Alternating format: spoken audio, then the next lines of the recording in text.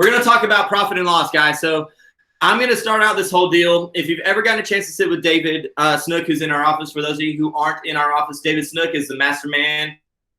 We call him Houdini because somehow he creates magic in everything that he does. Is really smart, smarter than me, smarter than I'll ever be. And so he's going to show what he has built for our agents to make sure that they can get into the profit and loss statement that's going to help them gauge their business always. So it's a lot different having a profit and loss statement that's just a profit and loss statement. What we're looking to create is something that can actually be a gauge for your business. So much more than entering numbers, it's about what do the numbers tell us, how do we use those numbers and move forward. I need to make sure that we create a real differentiating factor about profit and loss. And these are the things that I want to make sure that we are clear about what they mean. Profit is not income. I know that sounds like a duh statement, and yet in business, and for most of us who are in real estate, we've never actually run a small business before in our life, and now we are business owners. And if your brokerage is not teaching you or treating you like a business owner, and they're only giving you a task list or telling you to plug in and do these activities, they're missing the point.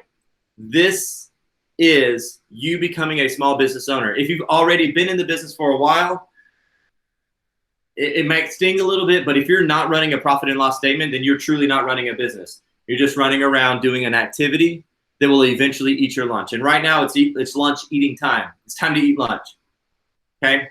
So we're gonna talk about that. Profit is not income, okay? Profit is not income.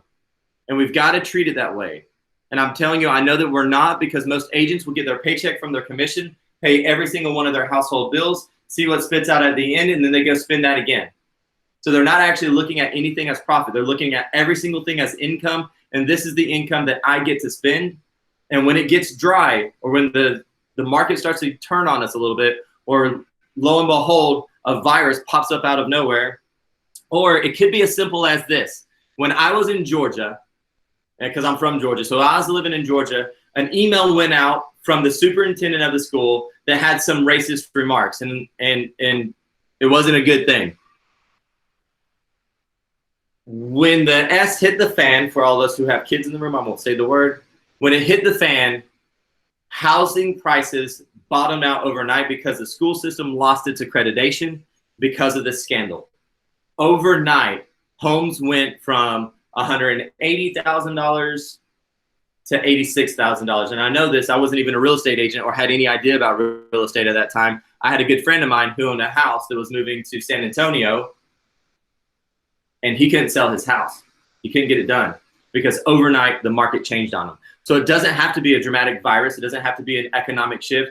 It literally could be some doofus writing an email that changes the course of your business. There are some things that we are at the default of what happens in the world around us, but we are not at default of the activities that we can do to produce what we want and how we can continue to thrive in a business, especially when it turns around. Okay, so when we talk about profit and loss, you guys think of profit most of the time as income. Profit is not your income, okay? That's just not true. Profit comes from your income, but it is not your income, okay? Profit and loss, P&L is the next thing. When we look at P&L, a profit and loss statement. Profit and loss statement is very specific for gauging our business.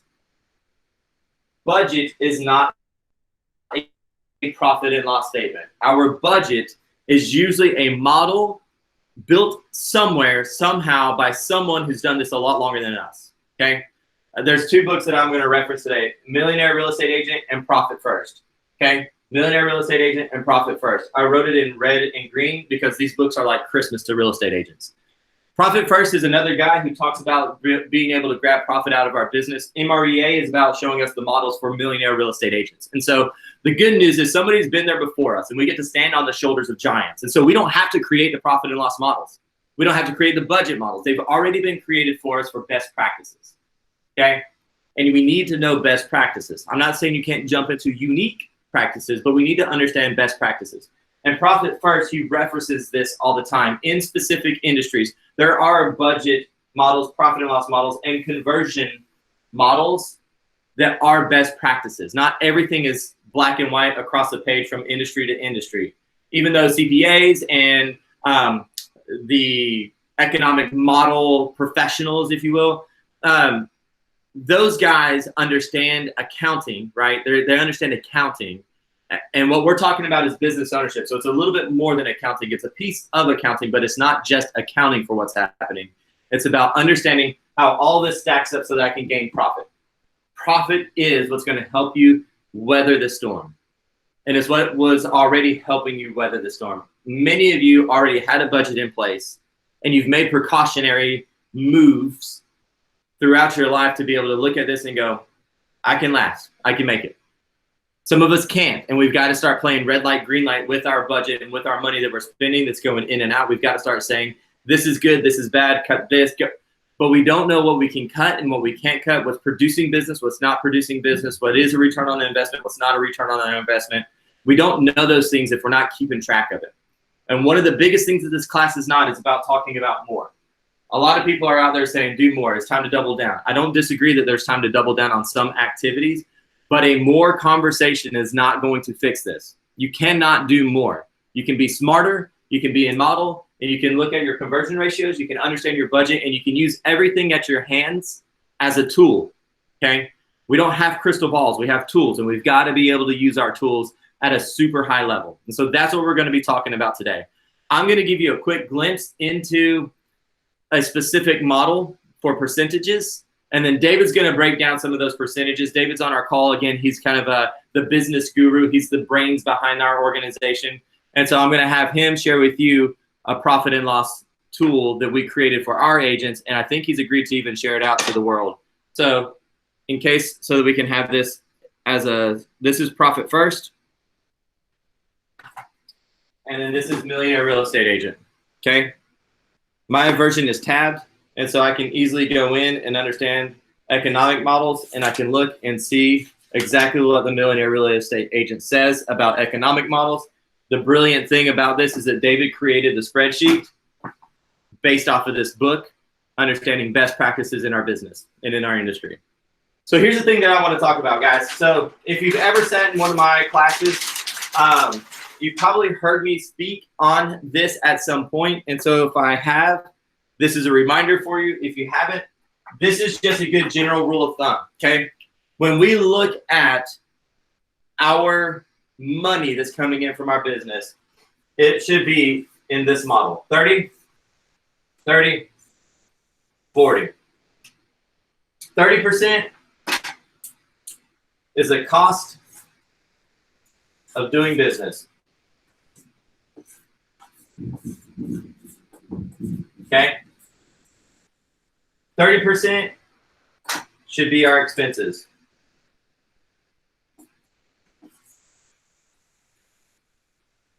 And then 40% is what a lot of people are saying profit, but the reality is that that's net.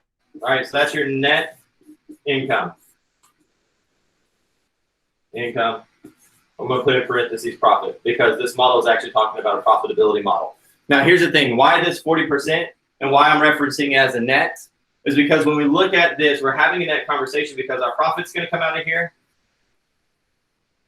Your taxes are going to come out of here. And technically, your income is going to come out of here, okay? So this is what we're looking at. These are the models we're going to have a conversation about. And this is what's going to be in our world, okay? And this is going to be, when I talk about this, this is your personally. Okay, so let's have a conversation. 30% cost of doing business. When I look at the cost of doing business, this is a cost for you to categorize it and to think about it that is going to be house to house. It's going to be a very specific cost for each of the units that I'm dealing with, or it's a one-time kind of cost into my business. So if I think about making specific flyers for a home, that's the cost of doing business. If I got to pay something specifically into the world of my broker that is for that house, it's the cost of doing business. If I'm paying a transaction coordinator to do something, it's the cost of doing business. Expenses then are more spread out into my business. So my business cards that are going to go across all platforms, that's an expense. Paying somebody to be a showing assistant that's going to go across all of it, that's an expense. Paying somebody that is going to spread into all of my business that isn't linked just to one particular thing, that's an expense. And so 30% cost of doing business, 30% expenses, and 40% is going to be our net left over that we're going to be able to pull our profit from. And that's where we start to have a little bit more of those profit conversations. So this is just a quick model. This is how you should be dividing your money. And then this is how you have the conversations about what to do with my money next. Okay? We don't know how to have a next conversation until we really dig into this. I just wanted to make sure that we're clued into those models. And David, if you want to, go ahead and unmute yourself. You're welcome to grab the screen and you can start sharing in your world, and so that we can pick up what's happening and share the spreadsheet that you created for us to be able to have a tool that we can use to really look into our business and understand how to use it. Got it. Can you all hear me? You can just shake your heads. Cool. Okay. So I'm going to go ahead and share my screen here. And as he's sharing his screen, because he's not leading the call, just so that you guys know, as it pops up, you're probably going to see, if you click on, go ahead and share your screen, David, make sure that we can do this in real time here. You can click on David's name and it'll make his screen the biggest in your world. But as you look, if you go click on the people icon up top, on the people icon, you're going to see a few different things, and you're going to see David Snook presentation. If you click on that, it's going to show you the screen in case it's not automatically popping up for you guys. So again, if you're in the top right hand, can you guys see my P&L right now? I can see it. Okay. If you can't, click on the icon that looks like people in the top right hand corner. Go down and click on David Snook presentation, and you can get in there. Okay. I'm going to type those instructions in the box. But David, it's yours. Okay. So what we need to do is with Keller Williams, we figure out what our net profit, what we want to have in our bank account by the end of the year after all expenses. We have the CGI calculator that tells us what that number is. And once you figure out what you want to have for profit, you're going to know what you need to have in gross commission income. Once you get that number on the P&L, if you click on the January tab, now I'm going to send this out to everybody as a clean spreadsheet. What I recommend you do is to file, save it as a master, and then create another one and label it 2020. That way you have a clean one for next year, 2021, and you don't have to go back and erase everything out of the current one. We're going to say, for example, I need to do $100,000 in gross commission income for me to make my net profit at the end of the year. So what I'm going to do is I'm going to take that on my January tab, and I'm going to put in what I have to make for the entire year to hit my goal. Depending on your brokerage, this is where you're going to put in what your cap is, what you're going to be paying out to your market centers. The cost of sales, that is going to be anything that is an expense because you did a transaction.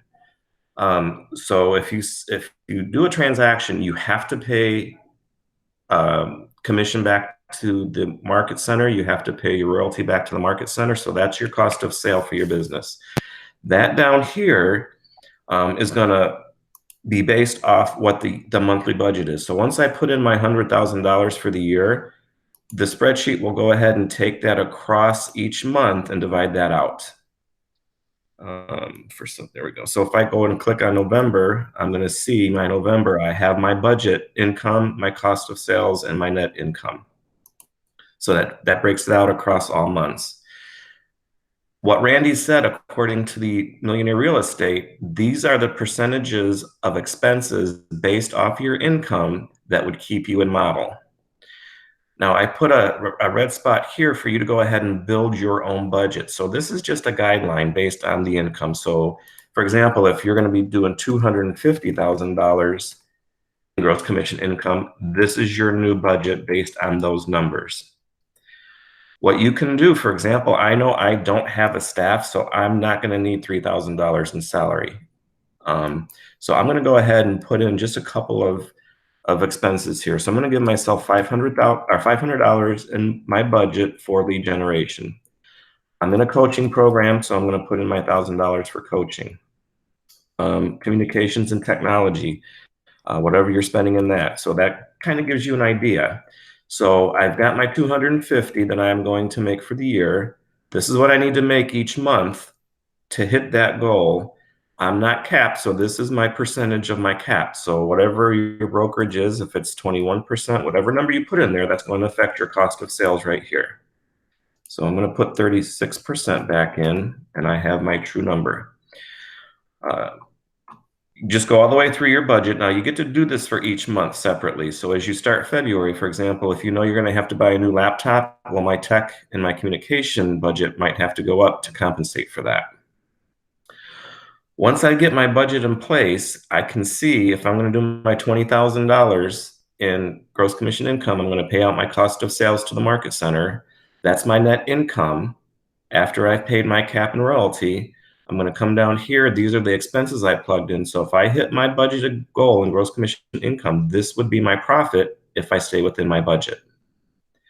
So what I'm recommending to my agents when I teach this is every day when you're having your cup of coffee, open up your wallet, open up your purse, get your receipts out, and track them every day. If you wait until the end of the month, you're going to be overwhelmed by doing this, and you're just going to let it go by the wayside. So it's real easy. I open my purse, I get my receipts. I know I stopped at Shell and filled up my car. So I'm going to scroll over here to auto and insurance. And I'm going to put in the $56 that I just spent in gas. That's all I have to do. It's going to take that number and pull it up here into my actuals. So you can see I spent $56 in gas. It pulled that over. I don't have anything budgeted for gas, so I'm in the red already, $56. So I know I'm going to have gasoline, so I'm going to go ahead and put a budget in there. So now I got $144 left. Same thing, if I'm going to stop, maybe I'm going to go to Marvino's with a client, and I've spent internet and lead generation. The bill was $102. I'm going to go ahead and put that in there. And it's pulled that up into my lead generation column, and I've got $398 left I can spend.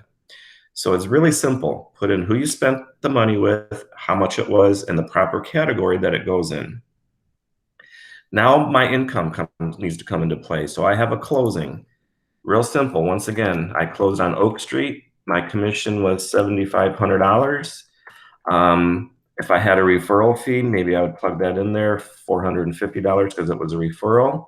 Any deductions that I may have given at closing, maybe to help pay for warranty, or they wanted a refrigerator, some help with that or whatever, that would go under deductions.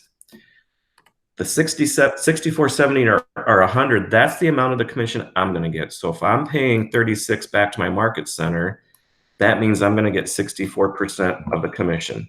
So that's my commission, and it's brought it over to my actuals. So my actual gross commission income was $7,500. My cost of sales on that was $29.88. So my net income was $45.12. This is what I've spent in my expenses so far. So this is where I'm at month to date on my income. Same thing I'm going to do again. Say I closed on we'll just say Willow Street. And that time my commission was $12,900. I didn't have any referral fees, none of that, 64% because I'm not capped yet. And you can see it's brought it over, and this is where I'm sitting now with my income. You do that each month. Just go to your next month now when you're in February, and you'll do the same thing. For some reason, this is not clicking on the tab. Come on. Technology, so wonderful. I'm telling you, let me try another tab. Well, anyway, it's probably because I'm sharing it, but if you click on February, you're going to have a clean screen, and you'll be able to start your February month. I'm going to stop sharing for a second, perhaps. Let me see. Okay, I don't have to. Here we go, quarterly. So what I've done, I've created a page now where you can actually look at your business per quarter. So I've started filling this in. So I'm in quarter one right now. This is what it looks like. Starting in April, when I start in quarter two, I'm going to be able to see what I'm doing as far as quarter two goes, quarter three and quarter four. So you kind of can see, it was an eye-opener to one of our agents. She's like, what did I do in quarter two that I did $80,000, and quarter four I only did 24,000. So what was I doing differently in that quarter? Kind of look at your business that way. Also up here, I put in, if you have an estimate of what your taxes are, you can put that percentage in here, and it's going to give you kind of an idea of what you might need to be sending into the government quarterly if you're paying your quarterly taxes. And then also here we have a year-to-date tab, so I can look at my business for the whole year. Everybody good with that so far? Okay. Yes. Good. Okay, a couple more tabs I have added in here. This is a listing pipeline tool that you can use. If you need help on that, you can give me a call at the Market Center or on my cell phone. I'll give you my cell phone. I'll walk you through that. We also have a listings monthly. So when you do your goals with Keller Williams, it tells you how many listings you need to take in a month. Well, this sheet right here, you put in your numbers and it's going to tell you exactly where you are and what you need to be doing. And with Randy's brilliance, he's actually broken it down to what you have to do each month in lead generation, purposeful phone calls to hit your goal. If you do these calls, you're going to hit your goal. The next tab over here is the lore report, and I fill this out for our agents every month so that they can see how their business is doing, how HAR business is doing if they're up and down, how their market center is doing, how the region's doing, and how Keller Williams International is doing. They can use this to tell their story. So for example, if our market center is ahead of HAR for listings taken, that's something that I'd want to be advertising out there. Hey, our market center is 10% above the industry standard right now. And then the other tab here for the agents as well is a command help tab. So on this tab, if you click on this command help, it's a living document in the background that's going to bring you over to this. And this is command shortcuts. So if I'm working at home and I know that David had training class on referrals and I can't remember what he said, how to do something, I can find anything in here that's in command. All I got to do is click on what I'm looking for. So for example, accept a referral network invitation command. If I click on that link, that's going to bring me to the living document on how I do that. So it brings you right in. There's no more having to search for, I know I saw that somewhere in connect or command. I can't remember where it was at. Well, here you go. Real simple to use. Maybe I'm going to add a neighborhood nurture to a contact. How do I do that? Right here it is, videos included. So that makes it really easy. So what I'm going to ask, if y'all want a copy of this, whether you're with our brokerage or not, if you can email me at klrw63@kw.com, I will reply to your email with a copy of this for you. David, before you go and pull out your sword and you're all kicking butt in the world, don't share your cell phone out with everybody. Okay. Yeah, just let him email you. I just put his email in the chat so that nobody was. Yeah, just we'll do it that way. Okay. It'll just be better in the long run. I'm gonna mute you for a second, David, because I'm getting a little bit of an echo. So don't be mad when I muted you. Okay, so here's the thing, guys. When he was running through this, I know he went through some of this, and it was faster than what you could consume, which is why we're recording everything that we're doing, so you can go back and scrub through. So essentially, once you get the document, you can go back and play with it, understand what's happening, get in touch with David. Like David and I and our leadership are volunteering our time into the community of agents because, unfortunately, I'm watching a lot of leadership that just don't know what to do in the time of crisis, and they're hesitating. We're not hesitating. We're moving forward, and we're okay with helping support where support is needed because this is the most important time to serve agents and their businesses. And so we're more than happy to do that, and we'll figure out how at capacity, if we get overwhelmed, you're still going to get in touch with us. That's it. Okay, that's our commitment to you guys. But when you look at this document, the biggest thing is to understand the input of things. He's made it simple so that we can put in the information that then brings clarity to our brains. And I want to break it down into a different space, into your home, right? So let's go into our houses, which is going to be a little bit scary. But let's go into our houses. If I were to go into my house, as in my home budget, and I were to begin to look at some of these things. So I look at my paycheck that comes in, and let's say I make $4,000 a month. I don't know, I was just trying to figure out a number. I make $4,000 a month. When I start really paying attention to the money that I'm spending regularly, okay, so here are my bills. Like I've got to buy groceries, I got to get gas. I need to pay my utilities. I need to pay my rent or my mortgage. I need to pay my insurance. Once that dollar bill adds up, I more than likely am already cutting into a big old chunk of that.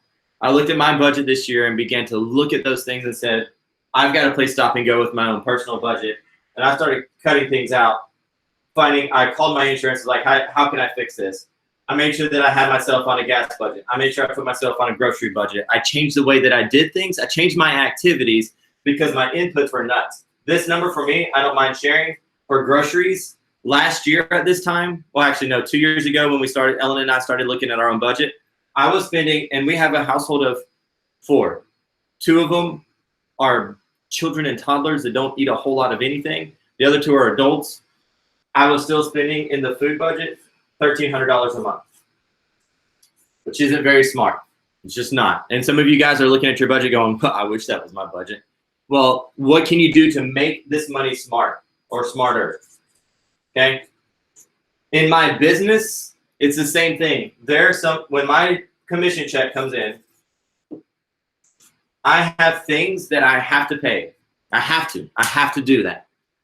There are some things that you can begin cutting out of your budget, and you can play stop and go in your budget right now. But I'm going to encourage you to list everything. Go through your bank statement and look at all of the things that you're paying on your business, because you can plug this into David's spreadsheet that he's created, and now I can be aware of where my percentages are. Because of the reason why he created the percentages is that we may be looking at our budget going, oh, I'm spending way too much money in this category. But in that category, I'm way behind on the percentages. So is it okay or is it not okay? What is my return? So now I can measure my return. I look at my marketing budget and it's out of control. Well, that might be the first place I start cutting things out. But I don't know what I don't know. And so what most people are doing right now with their budgets is they just did this. Oh, everybody's saying cut your budgets. Everybody's doing shift workshops. Everybody's trying to teach it. They close their eyes and they start throwing darts at their budget and start cutting stuff out. And some of us are going to cut off our nose in spite of our face. Some of us are going to go look into our marketing budget and go, I got to cut all this out. And yet somehow you're getting $42 back for every dollar invested in a specific area of your marketing budget. Well, then that would have been a really dumb decision to cut that off in a space where you want to double down on your business and make your business count. That is a great return on your investment. You may be able to go into another thing, right, where you see like dollar for dollar, I'm actually losing money. Yeah, cut that out. We just don't know what we don't know. And in a time of uncertainty, we can't do this. Huh. All right, so those are the things that I'm going to cut. We just can't. We have to know what our budget is doing. This is going to be painstaking. It's going to take your time. You need to do this. You're going to open up that spreadsheet and be confused at first. If you need to, message David. He has already said, hey, I'm in. His email's down there, KLW, oops, that's wrong. Everybody who copied and pasted it, KLWR63@kw.com. Fix it. It's KLRW. Don't let a dyslexic type letters. By the way, don't let a dyslexic guy type letters. KWL. No. KLRW. There you go. See, even people with learning disabilities can make it in this world. Make sure this is the one. I have just confused the world. Everybody's going to be emailing some random dude, and it's not going to go through. Okay, so that's what it looks like. Okay. And here's the reality, guys, is that we have to know what we know first. So don't go chopping all of the stuff off. So what Ellen and I did next is then we started listing all the other things that we wanted to do or that we were doing or that we're spending money on. And it became real obvious the things that were necessary and unnecessary in our world. Because if we started adding it up and we needed to get into this frame, now we started figuring it out. I can cut this out. I can cut this out. I can cut this out because now I'm aware of where we're spending money. And some of it is going to feel stupid. In your business, it is going to feel stupid how much you've been paying for a service you haven't used in months, years even. There's no return on that. It's actually a loss. So if you're not using it and it's not helping you, cut it off. But the things that are returning a great investment, you've got to be able to keep those things in your business, and you've got to figure a way to keep the lights on. The things that are bringing you return on your investment, it's like this. It's like that utility box in my personal budget. everything at the end of the day, the one thing I have to do is keep the lights on. What can I do to make sure I can keep the lights on in my budget? So be careful about cutting right away, just going out and just like chainsawing your budget all up. Some of you don't have a budget. So you need to go through and you need to understand where you're spending all of your money. And then you can have a better understanding about where you need to cut it. We don't know what we don't know. And this is a space where when we are called to do things differently, the way we do things differently, one of the biggest tools is in our profit and loss statement.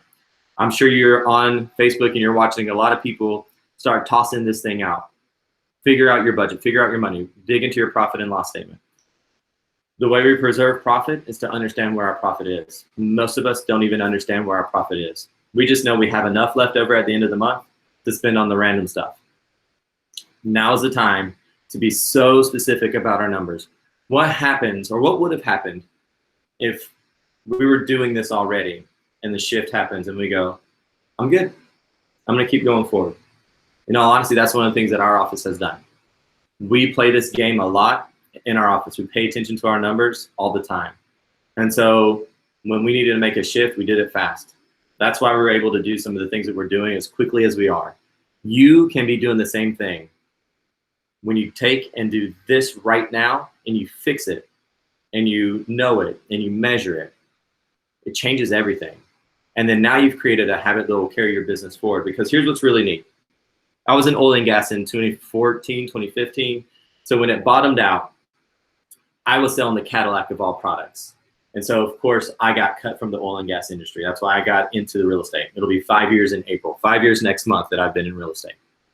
And so in the process of watching that happen, I knew a lot of the people in the fat budgets that these oil and gas companies were spending. They were paying consultants to sit at home and do consulting work. They had contracts with everybody. They looked at their budgets and started saying, what makes sense? What was really interesting is that what I was selling, the Cadillac of products, if you looked at the data where I was selling it, about 20% of the wells needed what I was doing. About 80% of the wells did not. They were doing just fine with a lower end product. So it was real easy to look at me and go, hey man, 20%, 80%, my return on investment in here is better. I'm going to cut you over here and I'm going to test out putting this product over there. So it's our time to do that same thing. When those oil and gas companies, now all the oil has come back. Now I guess we're in a different space right now. But gosh, once you get into 2017, 2018, 2019, and oil and gas prices were up, companies started making money again. They were super lean to be incredibly profitable, doing the same exact thing. They were able to scale their profitability. When we look at our conversion, right, we were talking about conversions a second ago. When we look at our conversions and we're living in our conversions,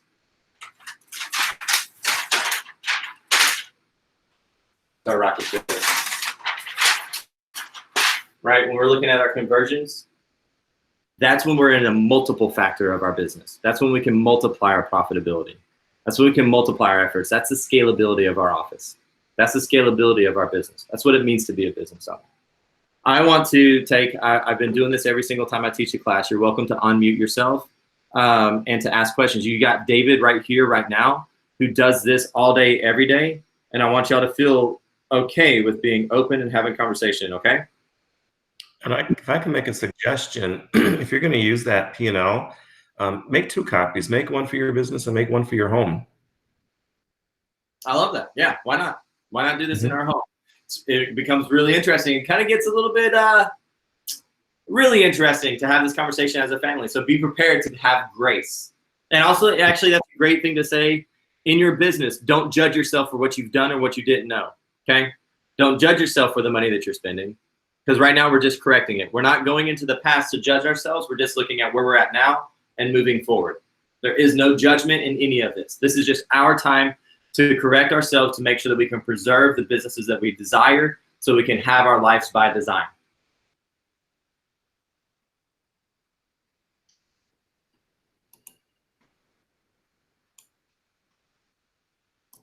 Okay, guys, if y'all have any questions, we'll close it out and that'll be okay. Before we do, if you really want to be able to get David's profit and loss statement right now, go ahead and add in your email address into the chat box, okay?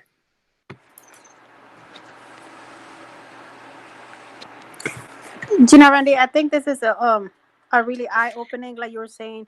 We tend to buy things or spend things that we might not really need, but we might see somebody else doing it and they're successful at it. So we just kind of get caught up in the middle of, oh, if he's buying this and he's making money, I should be able to make money buying it. And we really don't, we put ourselves in somebody else's shoes, not knowing how is it that they're able to make money. I mean, they might have the budget down. They might be able to do in all this, the spreadsheets and stuff. And like, I'm not doing it. But then I'm like, well, why is he making money, but I'm not? Yeah.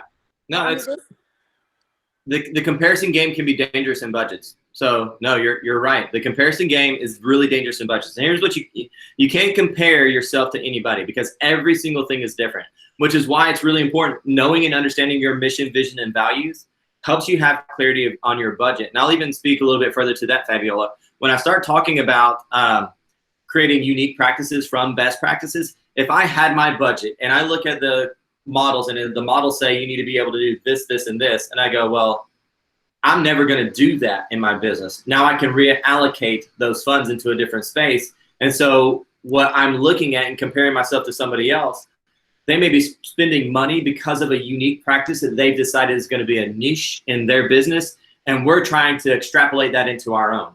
And you can't. You've just got to be able to do this for yourself. This is a self-reflective tool that can be wielded like a sword into any battle we go into. So I love that. I love that observation. Yeah, I mean, and like I said, like David was saying, until we actually get the numbers down and actually look at the numbers, it's really eye-opening. Like in my personal life, I just started doing budgeting, about 3 months ago. And I tell my husband, I was like, we're spending way too much money on food. And at the end of the month, it's going in the trash. So it all boils down to having a self-conscious as, like you said, look at your statement. What are you spending money on? Is it making you money? If not, then you're just throwing money away, the money that you're not making. But until you actually look at the numbers, and realize, okay, I need more than what I have. It's a real scary, funny, interesting, and all the other words that you want to describe it, exercise. Go through and see how much you're worth dollar per hour. And then look at your budget and see how many hours you would need to work in a month to be able to make up that dollar bill. And especially if you spend money that goes into a zero-sum return on your investment. So if you've worked and you've spent money on something, it's a zero, really, and you're looking at it going, well, crap, I would have to go show 12 more houses, or I cut that out of my budget and I can immediately put it somewhere where it's going to return an investment. Dude, that's what's really interesting. So you go buy things that's nice and fancy and you spend money. You're like, well, that was just 4 hours of work that I have to do to be able to make that up. Well, that was 12 hours, 36 hours, right? Yeah. And the funny thing is, I tell that to my son all the time because he just started working. He's going to be 17. And I'm like, well, you want shoes? You know how many hours you have to work to afford those shoes? But then I don't put it, we give advice, but we don't necessarily take that advice or that's a true statement. Yeah, this is a time to be reflective. Yes. Love it. Anybody else? I know there's some brilliant folks on this page right now. I'm looking at your names. I know who you guys are. Y'all are some smart cookies. If not, we'll go ahead and close things down. But I want to make sure that you guys can connect to this. Crystal is my executive assistant. She'll make sure that this gets posted into my YouTube channel. I'll actually make a copy and paste that as well. Actually, Crystal, can you, so that I don't, since I'm sharing, go into the YouTube channel, copy that list. So share the list instead of just any specific videos. Share the list. Because as we keep teaching and as we keep bringing classes, we're going to toss all of them online so that you guys have them for forever. So, can I say one thing over regarding the profit first, Randy? Do you mind? Say it one more time. Can I talk about profit first real quick? Yeah, you may. David, you're smarter than I am, so you can talk about anything. Well, in case you don't have the time right now to read profit first, just to give you one of the biggest changes that made in my family life with the money, profit first is When he was showing you that $4,000 income, profit first means you need to take your profit first. So whatever that percentage of that $4,000 would be, for my family, it's 10% of every paycheck I get goes into an account that we don't touch. So whatever that number is, take your profit first, because if it's sitting in there, you're going to spend it. So open an account that you can't touch. Make a system where you automatically, okay, I just got a $3,500 commission check, 350 is going to go into this account and we're not touching it. That will add up so quickly and you won't even realize that that money is gone. Yeah. But well, read the book. Yeah. And I'll tell you, so what it kind of goes through the same thing. And we've done this with our own, we've done this with our family budgets, and we're doing it with our business budgets as well. And here's what happens. I make more money. I buy a little bit of nicer car and I start eating out more. Well, even though I made more money that could go in the profit category, I still don't have anything to show for it because I didn't take that profit out, and I started living and meeting I met my means. So if I'm making $400 or $4,000 a month, I'm going to live like $4,000 a month. Profit first says no. Take what you want in profit, like David's saying, 10%. So $400 goes away. I make $4,000, but I live like $3,600. And I mean, it's a simple concept. Dave Ramsey does this a lot with people's personal budgets. Profit first gets a little bit more geared into the business side of things. Millionaire Real Estate Agent is about building the models for how I become a millionaire real estate agent. That's not just off of the economic models. It's about many more things than that. Yet, if you want to know what the standards are, like there's standards for budget and all that stuff inside of this book. So, all right, guys, I'm good. If you're good, if you need anything, you can reach out to David. You can also reach out to me. And so we'll keep all of our classes that we teach. They'll keep coming out. So y'all are awesome. Go be amazing. David, thank you so much.